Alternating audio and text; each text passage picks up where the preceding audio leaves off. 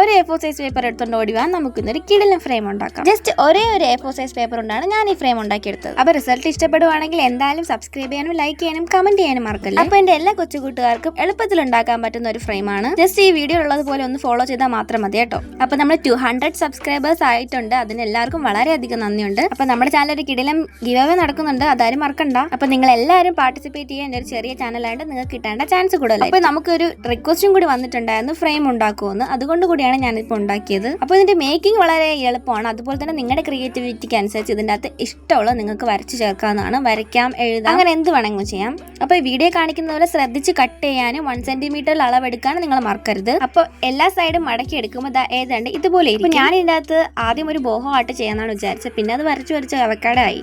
അപ്പോൾ അവക്കാടെങ്കിൽ അവക്കാടോ എന്ന് വിചാരിച്ച് ഞാൻ ബാക്കി അങ്ങ് കംപ്ലീറ്റ് ചെയ്തു. ഞാൻ ആക്രിലിക് പെയിന്റ് ആണ് യൂസ് ചെയ്തത്. എൻ്റെ വേറെ സ്കെച്ചോ മാർക്കറോ ഒന്നും ഉണ്ടായിരുന്നില്ല. അപ്പോൾ ഫിനിഷിംഗ് ടച്ചും കൂടി കൊടുത്ത് പിന്നെ 2-3 ഇല അവിടെ ഇവിടെ ഒന്ന് വരച്ചു കൊടുത്തു, ഒന്ന് ഫില്ലാവാൻ വേണ്ടി. എന്നിട്ട് എനിക്കൊരു തൃപ്തിയില്ല.